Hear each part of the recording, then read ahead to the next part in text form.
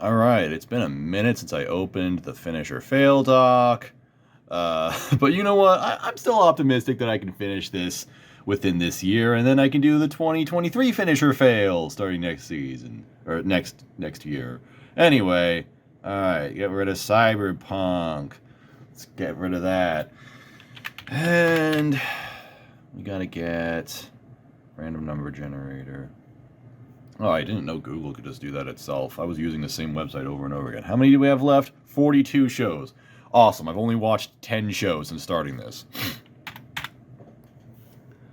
Alright, let's get a number 38. Pretty low at the bottom of the list. 38 is going to be Teppen, with like the show with like, I think it had the most exclamation points of any anime ever. I just had this on my plan to watch. I heard it was okay. I also heard there was an episode that got delayed because I think they were making fun of Shinzo Abe, and he literally died right before it was going to air, which is one of the funnier stories from last year regarding anime. So let's see what it's like. So I made a colossal mistake. I made myself some food, and the entire time I was downloading Teppen, and it turns out that for some reason there were like no seeders for this. So I can't actually watch it now. So I'm going to find something else to watch. In the meantime, forgive me for, kind of putting that one off. I'll watch Teppen after I watch this one. So let's go to 42. We'll just redo 42. 34. So only a couple before that. 34 is Shadow's House 2. Oh shit, I don't think I have Shadow's House either. Ah, fuck. I deleted Shadow's House. Fuck. God damn it. I just wiped like everything in this folder. Fuck. Is there anything I can watch? Can I get another one? 20. Do I have 20? 20 is Kimetsu no Yaiba Season 2. Okay, I definitely have this one. I'm gonna watch Yaiba. That makes a lot of sense. I've been kind of wanting to watch Yaiba for a while just to, like, kind of shit on it, because, to be honest, more like Kimetsu no Yikes, bruh. Alright, I just finished Season 2 of Demon Slayer, and it was extremely mid, to be completely blunt with you. I thought it was just okay. It was fine. I continue to be perplexed by the absolute stranglehold that this series has on the mainstream anime and manga audience. Like, in 2020, this series literally outsold the entirety of Shueisha's catalog in manga sales. It was that big. It eclipsed One Piece's yearly record for sales before June. It was like the most dominant stretch that any manga has ever had, ever. And I have no idea why. No one seems to know why. I even read those like final chapters. They were not very good. The art style sucks ass in the manga. And then you get the anime, the anime looks fine. The anime's good. It's good looking, has a good production. And I get why people like it. I'm not so captivated by Ufotable style, but I get why people like it. The reason why people like it is because Ufotable employs a lot of special effects, and I think that people kind of register that in their brains like, oh, lots of special effects. This is like a Hollywood movie. It's like watching a Marvel action flick. That's what you get with Ufotable Productions just in general. Not just Demon Slayer, but like some like their Fate stuff. Because the effects work that they have is at a level where you don't really get it a whole lot in anime, just in general. Now, I'm not so taken by it. I just kind of like, I almost make fun of it sometimes, where I just say good animation is where someone at Ufotable just opens After Effects on their computer and just puts in every single thing that they have onto a frame of a guy screaming, and that's kind of what the show is to me. It doesn't look bad. UFO Table anime don't look bad usually. Demon Slayer doesn't look bad. I thought Tales of Zestiria looked bad, but that was a long ass time ago. And that was like the last thing I saw before they started doing this. But it looks fine. Aside from that, though, like, I don't really know what it is. Sorrow just pinged me right now. Because I said in Discord, I said the whole point of Demon Slayer is that demons exist and that's bad. And then he responded with, the whole point of the series is that it fucking sucks and you should not think about any logic. Otherwise the show will fall apart. That's true. I just kind of don't get why people are so, like, in love with it. Like, the fights can be kind of cool because, again, you get the flashy animation, you get the flashy effects work and all that, but the characters are so, like, nothing. Like, the characters are nothing. Tanjiro's just normal shonen guy. He's just a nice guy, has a tragic backstory, has someone that he's fighting for, and he's always just on the moral good side of things. And that's about it. There's no depth to this character. He's just a nice person. Inosuke is hilarious and funny because nothing about him makes sense. Like, I guess he was raised in the wilderness and that has made him completely unhinged, but at least he's entertaining.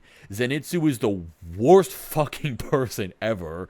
Although, fortunately, he spends half of this season asleep, so he isn't as irritating as he usually is. He's usually just simping over Nezuko and then screaming at the top of his lungs, which makes me want to fucking die. And that's about it. And then some other guys show up, these Hashiras, these, advanced demon slayers or whatever, and they're like, okay. Then you get some demons who show up and they're evil, but they have some shit that happened to them that made them evil, and then you're like, okay. The last episode of this season was just about the backstory of the demons, and it's like, bad shit happened to them, and that's what drove them to doing this, and that sucks. Unfortunate. Okay. Like, there's no depth. There's no complexity to anything in this series. Like I just said, the whole point of this series, like the world that Demon Slayer is in, is just demons exist. And that's bad. So Demon Slayers exist so they can get rid of the demons. Because the demons are bad. And the Demon Slayers are good. Wow. Sometimes the Demon Slayers lose and people die. And that's sad. Oh noes. There's also Nezuko, who literally just... Nezuko's one of the weirdest characters I've seen in any anime. She's like the actual objectification of a waifu character, where she literally just sits in a fucking box and only appears every now and then, and and the entire thing is just that she's cute. She's just got moe eyes. You don't even see her mouth most of the time. She literally doesn't talk ever. And she is quite literally an object in this series. And it is weird. And people love that, I guess. I don't know. It doesn't bother me that Demon Slayer is popular or anything. I just find myself watching this thinking, man, some people, love this series. And I don't get it. I cannot find a whole lot to really appreciate about it. It's just so okay. And this season in particular, I was getting really bored with it. I'm not even saying mid just to be that guy, to be like, hey, look at me, I'm shitting on popular anime or whatever. In fact, personally, I think that calling something mid is maybe the most boring take imaginable. It's not even really picking a side. I don't dislike Demon Slayer. I also don't love it. Wow, so fascinating. Look how fucking what a controversial opinion that is. But this whole season was one fight. Tanjiro and the boys, they meet this one weird guy who's going to the entertainment district. This red light district of sorts, where there's like prostitution and other shady shit happening, and they kind of loosely establish the setting for a couple of episodes, but it doesn't matter at all because they find a demon and then they fight this demon for like 3 or 4 episodes, and then another demon shows up who's brothers with the demon that they were already fighting, and then they fight both of those demons for the entire rest of the season. The season is one fight, and at the end, just like episode 9 or 10, I'm like, oh my god, I'm still watching this. This is still going, dude. Like, damn. I don't care at all. This is not interesting anymore. They even maybe the weirdest thing is that at the end of episode 10, and I'm spoiling this, but like, what is there to spoil with this series, really? It's season 2. There's already been a season 3, so like, I'm behind. So whatever, spoilers. But at the end of episode 10, they defeat the 2 demons. They get both of them, and it's like, all right, cool, woo. But then there's like this big, insane twist where at the end it's like, oh no, there's like this one last attack that they're gonna do. Holy shit! And then it goes off, and then it's like, boom, big explosion. Everything gets destroyed, and it's like, whoa, everyone might be dead. Oh no! And they even do the ReZero episode 15 credit sequence where it's like, oh shit, everything's fucked. And here are the credits that play, and it's like sad music and all that. And it's like, wow, that's a cool cliffhanger. Like, I actually started to perk up a little bit. I'm like, ooh, something interesting just happened. And then the next episode starts, and it's like nothing matters anymore. Like it seems like things are bad, but then Nezuko just heals everybody, and everything's fine, and the demons were defeated. And it's like, what was the point of the huge cliffhanger like that? They made such a big deal about this that it ended up not mattering whatsoever. Although the funniest thing about the cliffhanger is that I really appreciate UFO tables committance, whatever, to the bit of the Taisho secret bullshit. One thing that has always blown my mind about this series is that this series is so full of like gore and violence and crazy shit happening, and yet at the end of every episode they have some PBS Kids ass slideshow where they go, "Hey kids, you want to hear a Taisho secret? Whoa!" It's like all the characters just line up, and it's just like some silly bullshit going on. There's like some cheery music playing. It's so fucking lame. It's like, who is this for, dude? And I appreciate that they still did it at the end of episode 10, where they're like, oh no, everyone might be dead! Anyway, here's a Taisho secret. It's like, okay, at least they were aware of how obnoxious it is, or how dumb it is. Like, they're kind of taking the piss with this. But yeah, that's about it. Like, it's Demon Slayer. If you like Demon Slayer in the beginning, you'll still like it. I'd really like to know who the hell out there is just like, wow, this is the best series. This is the best fucking anime ever. It's like, in what world? How? Why? Is the animation literally that good for people where this is it? Like, that's all it takes? But even then, that doesn't explain why the manga is like one of the highest rated manga ever. The manga looked like fucking dog shit, bro. I don't know. I really don't know. Maybe there's still some like insanely epic stuff that happens later on. Although from what I hear from people who have read the manga, people are like, no, the manga gets worse over time. It's like, what? How is this series this popular, dude? I don't get it. The one thing I do kind of like about Demon Slayer, the one thing I will legitimately give it a plus on, is that I do like the sort of power scaling that exists between the demons and the demon slayers. I do actually like how the demons themselves are just ridiculously comically overpowered compared to the demon slayers. At least the upper moons. Like, there are demons in general, but then there are these strong demons called the upper moons, and they're always just so much stronger than the demon slayers that it's actually kind of hilarious, and I kind of appreciate that. I like it when the villains are just insanely ridiculously OP, when it looks like when there's a conflict presented that is so stacked against the protagonist that you really just wonder in your head, like, how in the world are they even going to deal with this? That's kind of what I like about Attack on Titan. It's what I like about ReZero. Years and years ago, it's what I really liked about Akame ga Kill. Except Akame ga Kill would actually kill off its major characters, which made it insanely based. In this series, they introduce a character and then he dies. Like Rengoku died. Like episode 1 of this season still made a big deal about Rengoku. Like half the episode, it was a double-length episode, and half of it was crying over Rengoku. And I'm like, oh my god, this guy was around for a fucking hour in this series. Who the hell cares this much, dude? I don't want to see this. So that was kind of annoying, but whatever. And back to my point about the Hashira being so overpowered.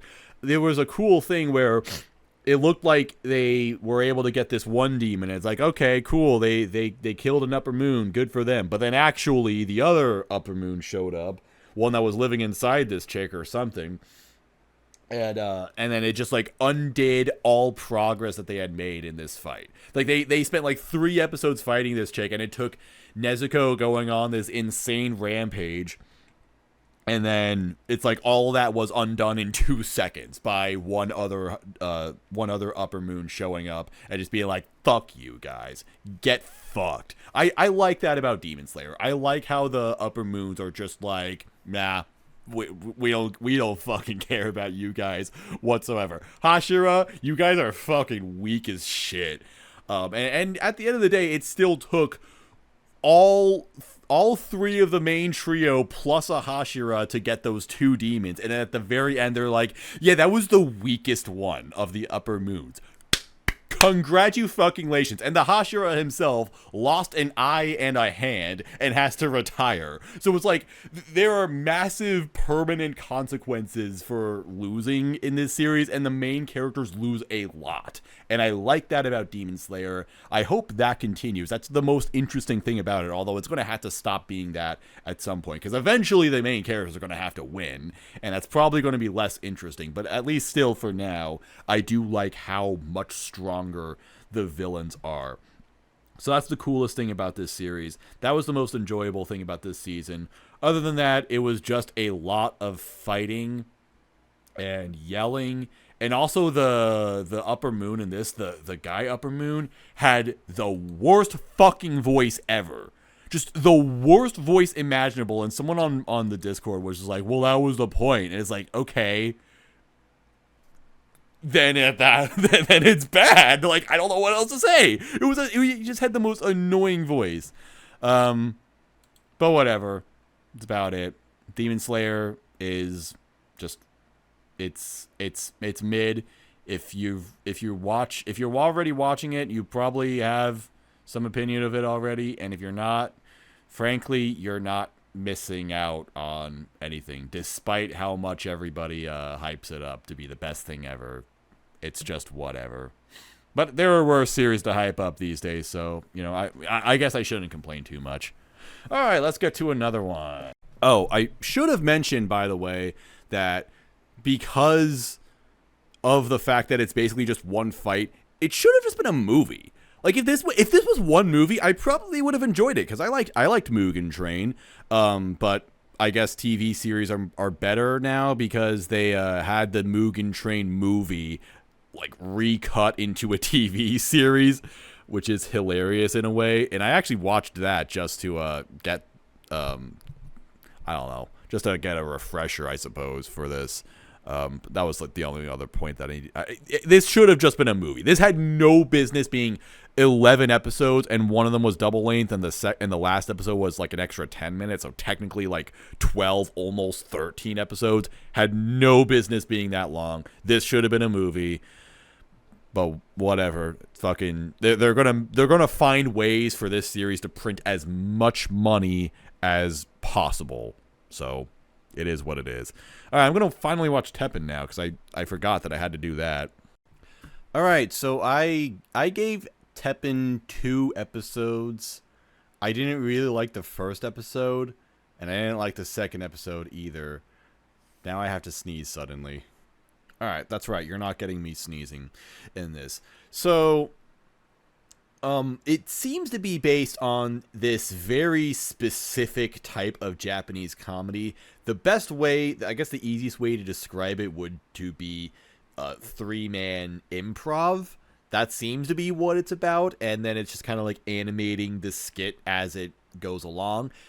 It's not a bad idea for an anime, to be honest. I actually had this on my plan to watch. I think I liked what I saw from this based on the, like when I was doing my seasonal preview sort of thing. I think this stood out, and I'm like, oh, this seems like a fun, or at least interesting enough series. Hang on, now I'm like super snivelly. So yeah, that's what the show is about, and that's all the show is. That was what was really surprising. Like, they don't, like, there is no time in between anything. Like, the episode literally starts like, okay, here is us three. We're called the Young YY because all three of the girls in this, their names begin with Y, so they're Young YY. I guess. I hear this is based off of a real troupe, by the way. Like, this is a real thing that exists. Not like the Teppen itself, but like the comedy troupe Young YY is apparently a real thing. Loosely based on comments that I saw. Anyway, that's where I'm getting my information. Maybe I'm wrong. But anyway, they're like, yeah, here's us three, and then they just like get right into the skit, and it goes on for the entire episode. At least that was the first 2 episodes. And then there was like a very, very brief thing for like 1 minute at the very end. We're like, oh, we're going to win the Teppen Grand Prix. And they kind of explain what this series is about. Like, it's these different groups that are competing to be the best at the thing that they're doing. And that's cool. So that was really surprising. Like, the entire show is just the improv skits. So there's no, like, I guess you can get some characterization based on what's going on in the improv, but at the same time, I didn't entirely, like, it's improv and it's all comedy. So it's like, what parts of this do I actually take seriously? What parts of this do I actually take away and apply to the characters for real? But most importantly is that it just wasn't really that funny. Like, I found all of it just kind of hard to follow along with. Like, most of the time I'm just like, what are they even talking about? Like, the first episode in particular, they even kind of comment on this, where it's all about like, oh, here's this thing that happened, and then it keeps jumping around on the timeline, and they even kind of mention a couple of times like, oh wow, we're still flashing back, or we're still talking about this, are we? And it's like, yeah, where is this going? I have no idea what's going on in any of this. It's a very, very specific type of comedy that I'm sure some people would appreciate, and I did look around on some comments for this, and it does seem like there are some people who enjoy this series, but I'm just sitting here thinking, well, what is the point of any of this, and what am I supposed to get out of this? I mean, I get it's supposed to be funny, but I'm like, I don't feel anything from this. This is just weird. This is just characters talking at me. Just characters riffing and making up nonsense and just saying a bunch of dumb shit for 20 minutes. And it's like, and at the end, on the other side of the screen, I'm just like, okay, sure.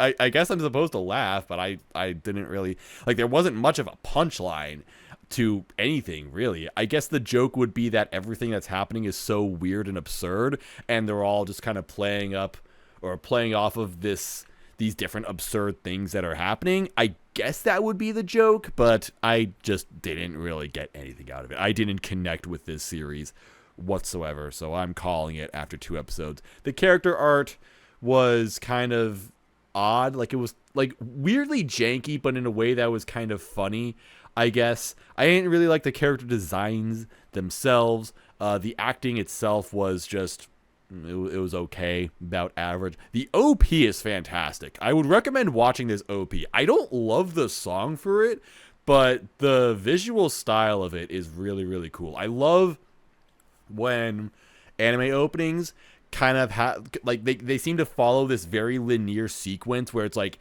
each frame leads into another, where it's like some part of the the screen will be something, and then that will turn into something else for something. I'm not even making any fucking sense right now. It's hard to explain, but just everything has like this continuous flow to it, where it's like one thing that's on screen will be repurposed into another thing that will transition into like the next scene or whatever, if that makes sense. Really cool OP. If I did like a list of OPs, this would probably be in like top 10, top 5 best of the year last year. I have no idea what will be my favorite OP from last year, to be completely honest with you. Maybe Chainsaw Man? I don't know. I don't feel that strongly about the Chainsaw Man. It's been a while since there's been like a really good OP for me, except for the Magical Destroyers OP, which I really need to do a video about. I should probably finally do that video that I wrote like 4 months ago. Anyway, I'm going to watch another anime. Actually, I'm going to bed, but I'm going to film the next part anyway. By the way, shout out to Smurf, who I was watching Teppen, and I knew he liked it. And he's like, "Oh, someone's watching Teppen," and I'm like, "Yeah, I that was just a perfect sequence right there." Anyway, where are we at? Teppen is down here. We are going to get this off of the list. You probably can't really see this all that well, but you know what? I don't feel like putting stuff on my phone and then moving that onto my computer, so I think I'm just going to do this. Anyway, so there's 40 left. We're finally down to 40. All right, that means we've watched like 12 shows in this entire thing. It's fucking September. I should have been done with this by now. 38 is the number. 38 is going to be Tokyo 24th Ward. Yeah. So Tokyo 24th Ward, I saw the first episode of it. I talked about it in my I did like a first impressions video on this channel, and then of course there was the podcast where I talked about it. I did not like the first episode, and I dropped it mostly because I heard that the production of it was a total nightmare. So I thought it was going to be like the next Wonder Egg Priority. It's even made by Cloverworks, so shit's fucked up at Cloverworks, I guess. But apparently that didn't happen. It wasn't a total colossal train wreck ending. Like, I guess it must have been. It seemed to have been a really stressful production. But at least it didn't, completely fall apart, I suppose. So with that hindsight, I think, okay, I'm going to give it a second chance, although I have very low expectations of it because I did not really like the first episode of it. It's a 6.3 on my anime list, which is not a good sign. No one talked about this show like it was good, so this is probably going to be really quick. Okay, so I re-dropped Tokyo 24th Ward, although I will give it some credit where it's due. I watched 2 episodes and then started watching episode 4 because I didn't hate 2 and 3 enough to think, yeah, I don't want to watch any more of this. But episode 4, I got halfway into it, and it's about this, like, I don't know, shitty part of town, and they're talking about chasing down this drug, and this is like very reductive, I guess. Maybe not a good thing to say out of context, but it is true. Anime does not know how to handle drug plots, like, whatsoever. I mean, and it really is kind of a cultural thing because weed is a huge no-no in Japan. And so anime are always like anime never really gets into drugs themselves. They just say, oh, the drugs, bad, super bad. Like, this anime is about this mysterious drug called Drug D, which is super addictive and it just makes people violent. It's like, there's no like why would okay, people just take a drug that makes them want to commit violence. Why the fuck would anyone fucking do that? That's not what drugs are supposed to do. Drugs are not these stimulants that just make people objectively worse. I mean, they can lead to that, I understand, but like there's some part of it that's supposed to be pleasurable for like there's supposed to be a positive takeaway for the person using it. I'm not endorsing using drugs or anything.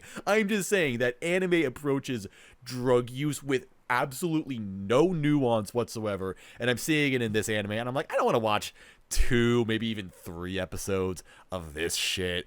Because I think it's going to go into like a multi-episode arc, because episodes 2 and 3 were a 2-episode arc. That was actually, I want to say, kind of interesting. I guess it was. It's just that the writing of this show is really shallow. Like, every line of dialogue in this show is relayed with as much information as possible, as if characters aren't talking to each other, they're just stating things in the plot. Like, there's this shady sort of business deal happening in this one area that someone is eavesdropping on, and then it's like characters being like, you're so and so who does this thing and for this reason, and your objective is to do this, and it's like that's a lot of the dialogue in this show, and it's just such an eye roll. It's like there's no like fluff to it. There's no sense of naturalness with really anything that's going on. But I guess for whatever reason, I didn't hate it enough to just drop it right there, especially because episode 3 kind of had a sort of twist ending. So what this anime is about is it takes place in this futuristic city, even though it takes place in 2021. I think it's like they made an island. There's like this technological island off the coast of Japan, and that's where that's what the setting is. Some of the things that involve this island is that there's this something that's very similar to the Sybil system, where it just kind of like governs everything, and it doesn't exactly tell people what to do, but like it automates a lot of things. So episodes 2 and 3 are about this culinary festival that is occurring in this one particular part of town, and a tornado appears in this place, and the weather is supposed to be, I mean, not controlled obviously, but it's supposed to be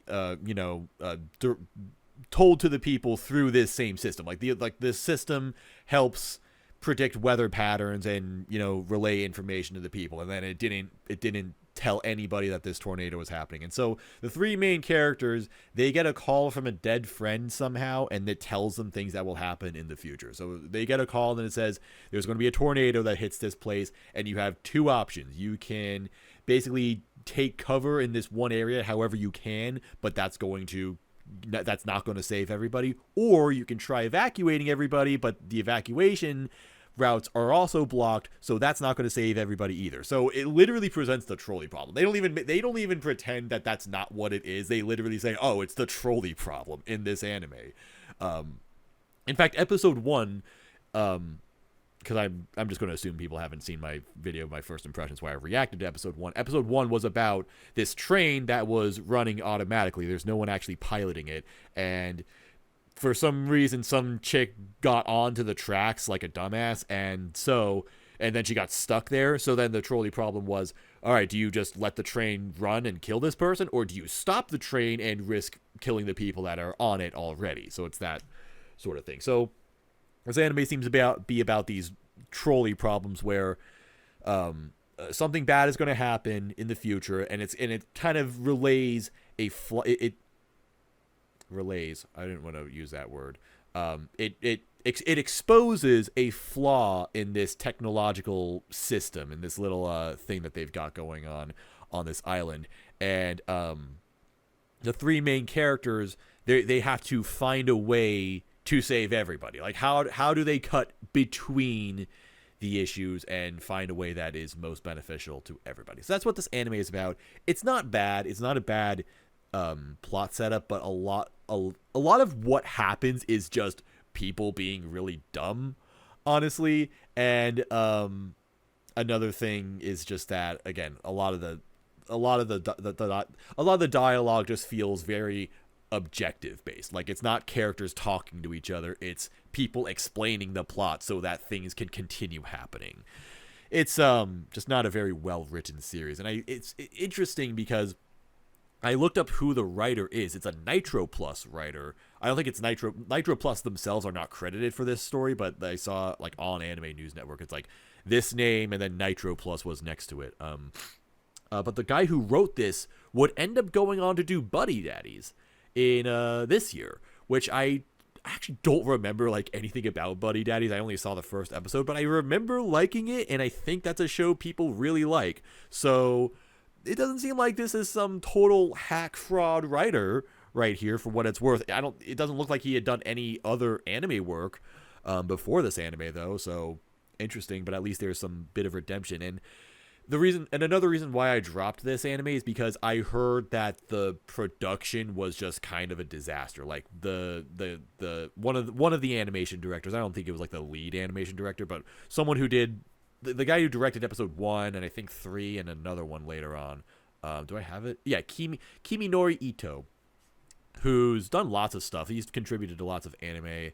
He's mostly like an A1 Pictures / Cloverworks guy, although he's also done Chainsaw Man. He's also he's the chief animation director of Buchigiri, which will be in winter. So that's a Mappa show right there. Anyway, he was on Twitter and he's like, yeah, this production was kind of a disaster, and wouldn't be surprising if this just totally falls apart before it's supposed to complete airing. So there were lots of red flags with this show coming out. I haven't heard that it fell apart so hard, although at the same time, nobody really talked about this show in general. This did not get a lot of coverage just in general. I think most people gave up on it after the first episode, because the first episode is terrible. And I will say, the first episode was the worst episode so far, but at least episodes 2 through 4 have been fine. I can't really complain too much. I think the show actually looks pretty solid. It's got good character designs. It has some cool little stylization with these transitions. It's kind of loosely based on Western comic books. They even joke about that in one episode. They're like, "Oh, you look like a Western comic book hero with how you moved at a superhuman pace," this one character said to another. It's like, all right, a little on the nose there, but yeah, that's the show. So there are lots of like really, really snappy transitions. With like split paneling, a character will like run across a screen and that's the wipe transition for another thing. Lots of stuff like that. Very quirky presentation in a way that I don't dislike. Very colorful looking, very vibrant. It's unfortunate that the setting itself is not very imaginative, and it really suffers from that main character syndrome. Like all of the major characters that you're supposed to like have colorful outfits and colorful hair, and then everyone else looks like a completely normal person, just a very normal, boring, drab, everyday guy. It is what it is. It's one of those shows, and I actually feel like that's kind of symbolic of this anime's very, very limited creativity. Like, I can tell that this anime has some ideas, it has some passion, but it seems like they were really fucked over by scheduling, and so they just couldn't really do all that they wanted to do, whether that be fleshing out the plot more. Wouldn't surprise me if this was supposed to be a 24 episode show because it's called 24th Ward. I feel like that would make a lot of sense. And then they had to, condense it, which is why a lot of plot details have to be explained so matter-of-factly, and why the characters are so like boring to watch.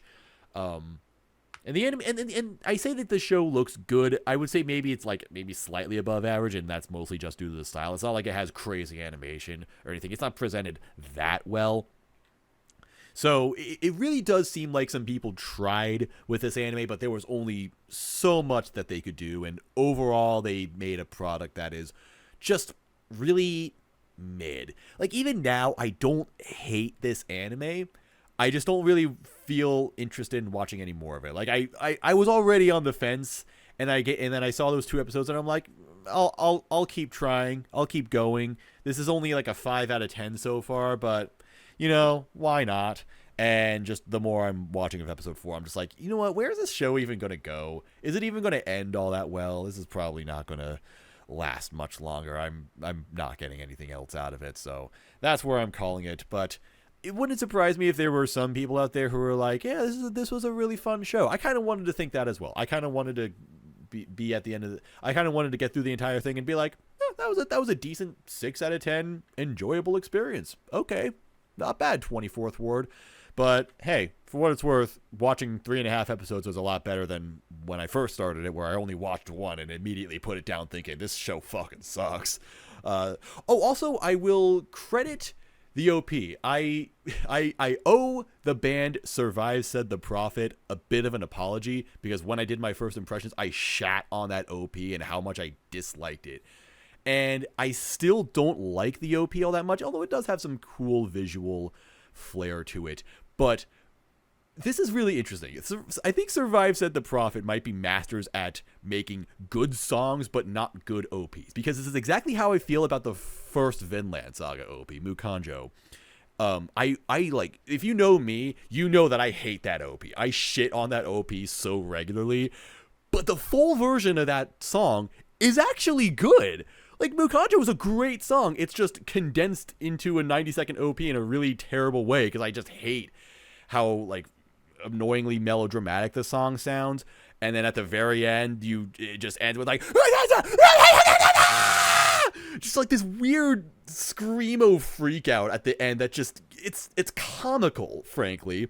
But if you listen to the full version, the song is paced really well, and that part that I'm complaining about is not even part of the song. Like, it technically is, but it's actually incorporated into a metalcore breakdown like it's supposed to. So it's not like an isolated vocal incident like in the OP. So it's much better in the full version. And that's the same thing for the OP of 24th Ward. I thought that the OP was so lame and boring, but then you actually get into the full version of the song and it goes into a pretty interesting direction. So I actually have a lot of respect for this band, because I listened to the album that they put out last year, which had this song on it. I was just like morbidly curious, because it's a band that I heard of, and I was like, okay, they have an album, I'm gonna listen to this, probably gonna suck. It was actually a pretty solid album, and then this song was on, and I'm like, oh, that's a lot more interesting than I thought it was gonna be. So, yes, shout out to Survive Said the Prophet. Definitely a much better band than I have been giving them credit for. That's about it, I think. Yeah, I'm going to move on to the next one. Alrighty then, say hello to OBS. This is also OBS. Fuck you, I didn't mean to open you. Close, get the fuck out of here. Okay, let's get rid of Tokyo, 24th Ward. Sorry, just not worth finishing. 39 anime left. Let's fucking go. Alright, 1 out of 39. Generate that. We got 14. 14 is going to be Fuufu Ijou, more than a married couple. Let's see. I didn't start this at all. What was this? It's not even here. What season did this come out in? I'm going to look this up right now in real time. Okay, this was a fall show. High school student in love with his classmate, hopes to be paired with the marriage practical. School's practice of randomly assigning boy-girl pairs to live and pretend married couples while monitoring and rating them on how close they have gotten. This is just Koito Uso, except Koito Uso was more literal. This is also Gay Eraser. That's not okay. But yeah, I think I must have previewed this and said, wow, this doesn't look good at all, but it has a 7.6. I saw some people saying this was really good. So when things like that happen, I just have to concede and say, okay, maybe I was wrong. I will prove whether I am a fraud or not. So we'll see how this goes. Okay, folks, you'll have to excuse me. Well, I guess you can't really tell, but I'm actually eating lunch right now. Get this fucking cup out of the way. Made myself some chicken sandwiches and all. I got a fucking tall boy of Truly right here, because I just went to the store to get some of this shit. So I just figured I'd get that, and I'm just going to sit down. I'm like, okay, I'm going to watch an episode or two of Married Couple, because that was what I had to do for my finisher fail. This is the most pussy-ass show I have ever fucking seen. I am 8 minutes into this. I cannot stand anything about it. It's so fucking stupid. Like, the premise of this is so stupid. But the thing is, it's already been done before, but better. And for some reason, I don't... Why does this anime have a 7.6 on my anime list? I really want to know. Because this show is just Koito Uso, but with extra steps. And Koito Uso, when that show came out, everybody was like, wow, this is the dumbest anime ever. Koito Uso is an anime where The government decided to get teenagers hooked up with each other because, and that was the way to combat declining birth rates over there. So they were like they're watching everybody in Japan, they're watching every kid ever, and then they secretly make these shipping wars amongst themselves, and then at some point when people turn like 18 or so, or I don't fucking remember everything about it, but TLDR, there is some kind of weird Sybil system that pairs people up together, and they're supposed to be these perfectly compatible people that, and evidently the ultimate goal is for these people to, hook up, get married, have kids, have happy marriages, and things like that. Government mandated marriages, essentially, is what that anime was about. It was stupid, but that anime in and of itself was just really ridiculous. This anime is quite literally the same thing, but in, again, the most fucking pussy way imaginable, where these kids at school, like, I guess this school has a program where you get sent into these houses, and then you live together, a guy and a girl live together, and they're constantly watched and are scored based on how compatible they are, or something like that. And I guess the goal of this anime is that they have to raise their score so that they can change partners, which makes no fucking sense, because raising your score means that you're more compatible with your partner. So they have to pretend to get along, and then once you have enough, relationship points, you can decide to opt out of the marriage. Like, why would they even do that? That's literally an oxymoron. If you have enough points because your relationship is so happy, why would you want to get out of it?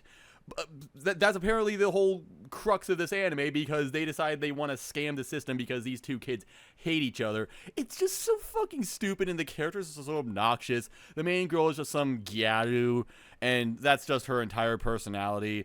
Her outfit is so fucking stupid. She's got the same school uniform as everybody, except for some reason she decided to cut the shoulders off her sleeves and wear like no buttons on the button up part of it, so that her tits are hanging out the entire time. It's like why would any school allow that ever? I don't understand how she hasn't been expelled. It's just fucking dumb. And my least favorite thing about this anime happened immediately, where the teacher is explaining this program, and she says, yeah, you're going to be living together. However, you have your own separate bedrooms that are locked by fingerprint lock. So only fingerprint identification of the person whose room that belongs to can get into that room, which is why I say this is the most pussy ass show I have ever fucking seen. Because again, Koito Uso, you can call this stupid. This is really stupid, okay? But Koito fucking Uso, God bless that anime for being so obnoxious and so hilarious, and just doing what everybody wanted that show to do, which is, there was an episode, and I promise I'm not making this up. There was an episode where they have like this couples building activity or something. Like, all of the government assigned couples, they go into this seminar or whatever, and it's like, again, it's like an actual government run sort of thing. So the people orchestrating this, they turn on a video on the monitor or whatever, and it's porn. Like, it is straight up fucking porn. People fucking. That's what this is. They show porn to all of these kids, and then they pass out condoms and then tell everybody, hey, we've got rooms in the back, go fuck yourselves.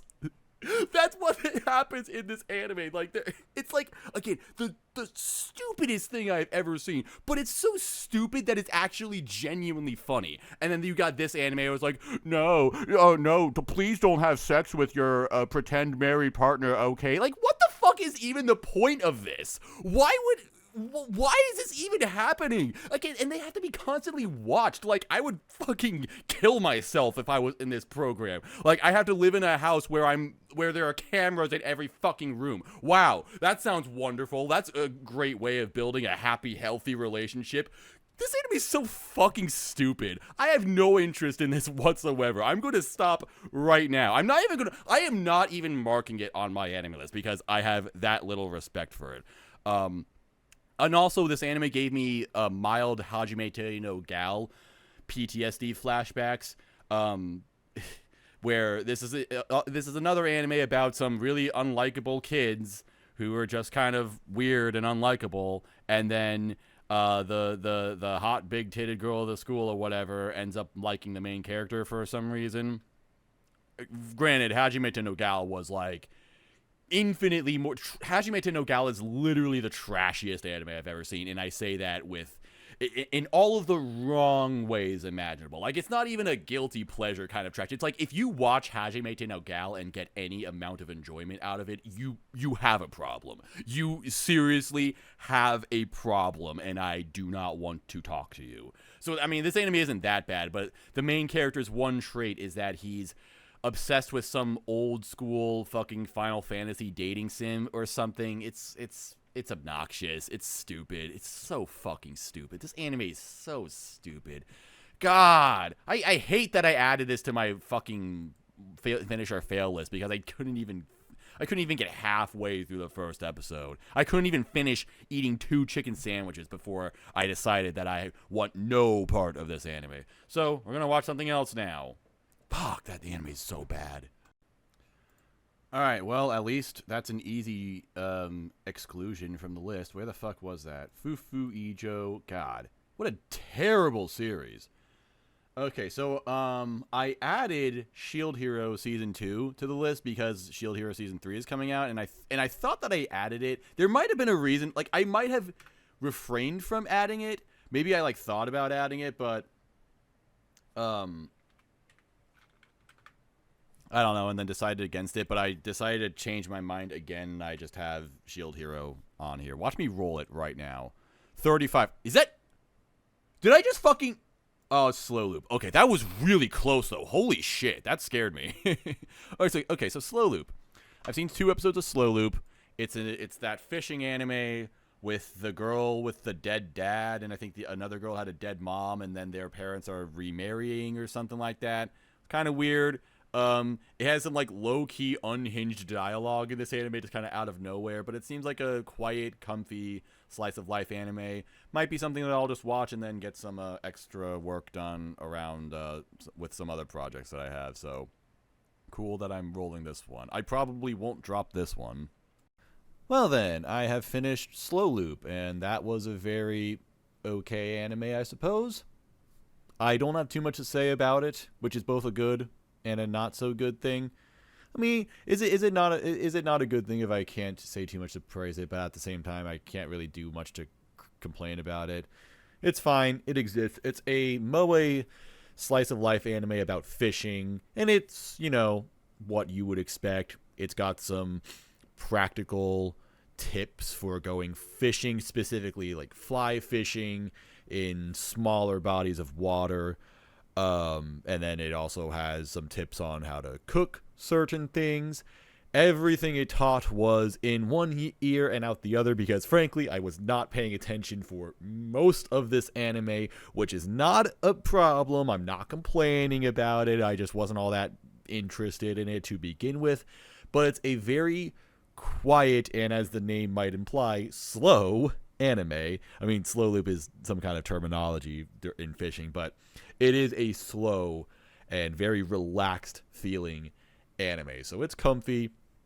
Watch it while you're unwinding, lying down. I personally was doing it to work on stuff. Like, I actually was compiling and putting together the past 2 finish or fail videos while watching this anime, and also looking for some of the stuff that exists because it was all like so disorganized. So this anime was great, and that's kind of why I was like excited to watch it, and why I never dropped it in the first place. Because if I was just going on pure passion, like what do I want to see in anime, this really isn't it. This isn't my thing. I can't. It's been a long time since I've even seen a moe anime. Unless my interpretation of moe is inaccurate. I mean, I've seen slice of life anime, of course. I've seen cute girls anime, of course. Like, I think this came out in winter 2022, right? I was about to say I thought it came out in fall, because fall 2022 had Bocchi the Rock and Do It Yourself at the same time. So those are two cute girl slice of lives that I saw in that same season. I didn't even need Finish or Fail to do this. I watched them as they came out. So I've seen stuff like that. But when it comes to like moe anime, like I don't think those would be moe. I think that moe more refers to the design of the characters and how they're almost like chibi-ish. Like their heads seem a little too big for the rest of their bodies. Very big and exaggerated facial features, especially the eyes. Lots of really, like most, if not all of the characters have very musical sounding voices. That's kind of what I feel like moe is. Like looking at this anime, it's like I would just look at this and say, this is moe. This is what it is. And like the last time I've seen something like this, I don't want to believe that it was Hinako Note, because that was 6 years ago. But I also can't think of anything that I've seen to completion since then. Because I remember some other stuff like Oche Kobore Fruit Tart, although that was 3 years ago at this point. Unless, would Eurocamp count as moe? Eurocamp Triangle? I guess that would be it. But even then, that's also been almost 3 years at this point. So it's like, I don't watch moe anime a whole lot. This is not my kind of thing. So based on pure passion, why am I blurry? Why the fuck am I blurry? Based purely on passion, this isn't my thing, and I would typically avoid this. So the fact that I completed it at all just speaks to how useful it is in my life, where I just have something that exists and I don't really want to engage with it. Do I look terrible? Do I got shit on my shirt? If I look like shit, it's because I was eating. I was eating some messy food. Ugh, so I'm disgusting. That's another good way of watching this show, although I frankly watch like any anime. I like have to eat at some point because I just have to. I have to have something in my hands. I have to do something aside from just sitting down and watching, because I've got severe ADHD. Anyway, so talking about Slow Loop, aside from the fact that it's about fishing and cooking a little bit, the one thing that really stands out to me is that it had a very weird emphasis on tragedy early on. The two main characters have both lost a parent. They both like one of the characters lost one of the girls lost her mother, and the other one lost her father.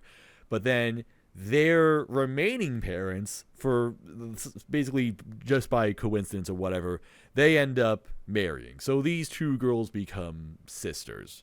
And so that's how they start to, and then they bond over this fishing sort of stuff. And the first few episodes of this anime are nice in general, but they will have these scenes where they really hit on the tragedy. They're like, oh, by the way, my dad's dead, and oh yeah, my mom's dead, and we're sad about this. And like, it's not nuanced at all. It often felt like it came out of nowhere. It's just like, all right, we gotta stop the show so we can have this like cry bait moment where the characters explain how sad they are and stuff, and they reminisce about their loved ones and all that. And it was frankly kind of weird. And I feel like at some point, like the editor of this series kind of like tapped the mangaka on the shoulder and was like, all right, you got a good series right here, but like let's just cut out the sad stuff because no one wants to see that shit. I mean, maybe I shouldn't say that. Maybe I shouldn't say it in that way, because maybe the mangaka is basing that off of an actual tragedy that happened in their life. So that would be really disrespectful if that was the case. And I don't mean that. I'm just messing around. It's fine. I'm just saying this was all to say that about halfway into the series, that is pretty much completely dropped. Like there is no sad stuff in this anime whatsoever. In fact, the anime gets a lot happier, especially like I believe it's right around the midpoint. The two new sisters, they end up having like some special thing for their parents. Like they don't have a marriage, or they don't have a marriage. They don't have a wedding ceremony or anything. So they're just like, oh, let's do like a special thing for them, almost like a pseudo marriage, you know, an at-home marriage with just the family. And it was like a kind of a cute, fun sort of thing. So there was some cute family bonding moments later on in the series. So yeah, the series really starts to hit its stride around the halfway point when it just it stops beating on the dead parent horse, and then it just becomes exactly what it is. Characters go outside, they fish, they do stuff. Sorry, had a little bit of a burp. It's lightly funny, lighthearted, but nothing in like any direction that I would particularly like. Again, there's nothing like really wrong with it. It was just all right. I guess the one thing that I would complain about is that there is the third girl, Koi, the only character whose name I would remember, Koi. She's the third major character, and she runs this like fishing shop in the area. And when you first meet her, she is so like, she's just so above everything. Like, she doesn't care about this at all. She has this dad who was extremely over enthusiastic about fishing, to the point where that's literally his entire life, and it's like actively caused problems in Koi's life because of how much this guy loves fishing. So now, even though she's running the shop, she herself is like, I hate this. I hate everything about fishing. I don't want to do this. All of you guys are fucking weird and stupid. And I love that about her. And she also drops that about halfway into the series, and she just kind of becomes, you know, the chill Moe character. Like, she's not very expressive. She's just kind of around. She has the coolest design because, of course, the smug girl is going to have the coolest design. I feel like that's a law. Like, there has to be some kind of rule where the smug character in a Moe slice of life, or just like a cute girl slice of life, has to have the cool design. Kind of like Ryo Yamada from Bocchi the Rock, who is actually in this anime. Shit you the fuck not. If you did not know this, obviously they come from the same manga publication, but there's an episode where they have like a cultural festival at school, and Kesoku Band makes a cameo. I mean, you don't like hear them or anything because this anime predates Bocchi the Rock, but yes, there is a screen of Kesoku Band playing at the festival, and it was hilarious and awesome to see that. It was something that I knew about like in advance, because obviously like when Bocchi came out and that anime was super popular, people were like, hey, by the way, did you know that it was in this less popular anime earlier in the year? It's like, whoa. So when I saw it, but I forgot about it until it showed up in the anime, and I'm like, whoa, Ryo Yamada jump scare. Again, this girl Koi, she was all right. Like, I'm not really complaining about her too much, but I enjoyed her a lot more when she was more negative and just kind of like a foil against the other characters. I just thought that was a much more fun dynamic, and as the series goes on, it feels like there's less of a dynamic between all the characters. I mean, there is a dynamic. Like, you've got the peppy Genki girl, and then the laid back kind of kudere-ish girl, almost like a diet Nadeshiko and Rin from Your Camp Triangle. I actually think that when this anime first came out and I saw the first episode or two, I literally said that they were just Nadeshiko and Rin. Which actually, yeah, that pretty much is it. They are just Nadeshiko and Rin. Maybe not to such a crazy degree. Also, not nearly as good as those characters, frankly. Average presentation, no standout voice acting that I can recall, but nothing bad either. It's just very simple. So that's about it. Just a very simple anime. If you love cute girls anime, you've probably already seen this. If you love Moe, you've probably already seen this, and you probably like it. You probably think it's great.